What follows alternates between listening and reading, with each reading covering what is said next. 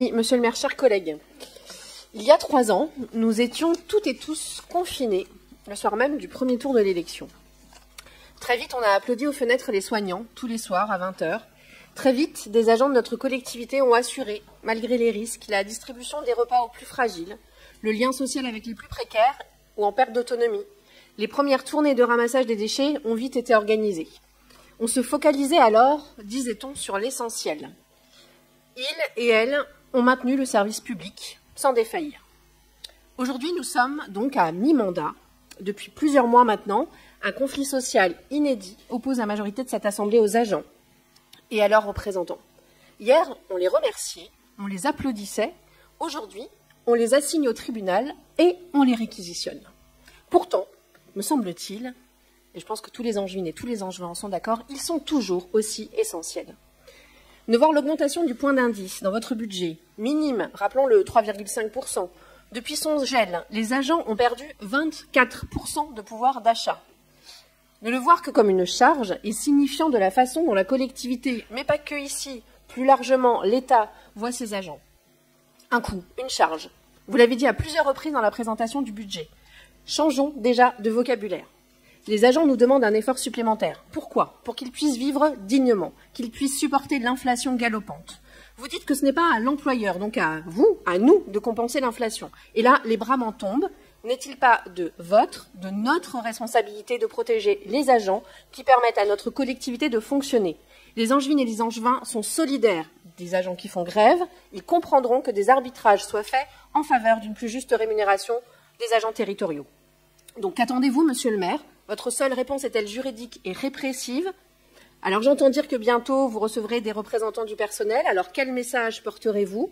Jamais un conflit social ne s'est autant enlisé dans notre collectivité et pourtant vous continuez à vous targuer d'un dialogue social de qualité, je cite. Pour le coup, je pense qu'on a vu mieux. Alors oui, le seul levier immédiat, on y reviendra, c'est l'impôt.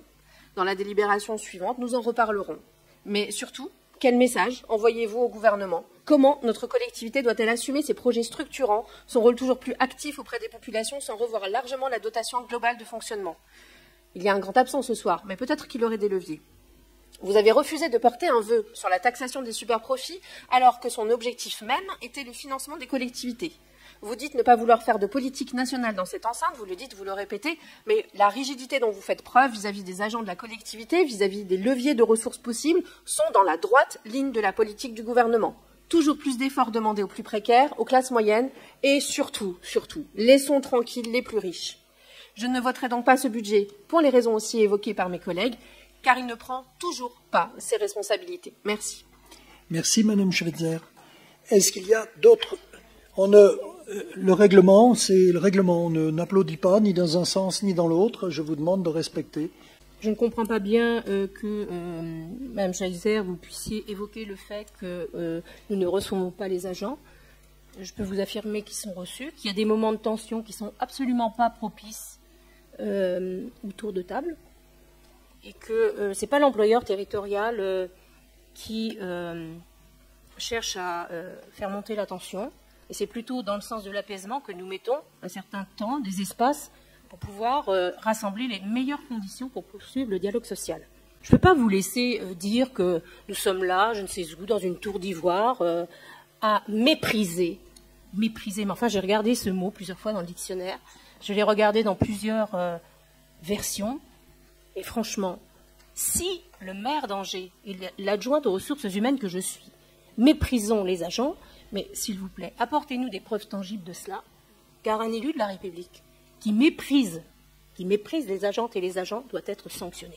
Je voulais vraiment insister sur cette situation, dire que le dialogue social n'est pas rompu, que la qualité des échanges, elle reste, qu'il y a des moments de tension qui ne sont pas propices au fait que, monsieur le maire, vous réunissiez autour d'une table l'ensemble des représentants des agentes et vous, employeur territorial, mais que nous irons au bout et que le dernier point de négociation, le dernier point, c'est la prime. La prime qui a été sollicitée, 2 principes, et ça a été expliqué, ne sera pas proposée au vote de cette Assemblée, parce qu'une prime, d'abord, c'est one shot, enfin, on va dire en français, c'est une fois. Pardonnez-moi, ma chère collègue. C'est une fois, ça ne nous convient pas. Ensuite, c'est entre 150 € et 500 €, ça a oscillé en fonction pendant les 4 mois.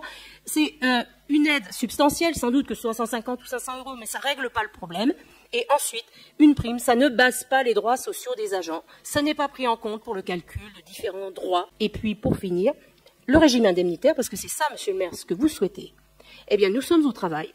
Nous avons débuté un comité technique avec les organisations syndicales, mais là encore, les tensions étant telles qu'on a mis ça en suspens.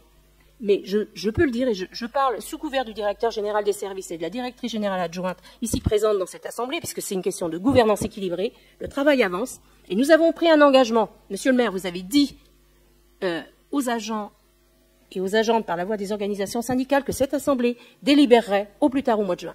Madame Schweitzer, pour ce qui est de la concertation avec les employés communaux, et sur le mépris, non, nous ne méprisons pas les employés communaux. Et puis le dialogue social, j'ai proposé une nouvelle date, bien évidemment, pour rencontrer, pour échanger, pour voir comment nous pouvons avancer. Il y a eu plusieurs réunions, il n'y a pas de réunion où il n'y a pas de dialogue social. Le 9 mars, le 30 mars, ça fait 2 rencontres en 3 semaines, plus une autre jeudi prochain. C'est pas mal en termes de rencontres. Ça s'est toujours passé dans un climat, j'espère, constructif, y compris l'autre jour quand les agents m'ont intercepté et j'allais à l'usine des eaux. On a échangé, même si de temps en temps c'est un peu haut en verbe, mais ça fait partie des relations que nous pouvons avoir. J'aime mieux quand nous en avons que quand nous sommes obligés de les repousser parce qu'il y a des blocages qui ne sont pas acceptables.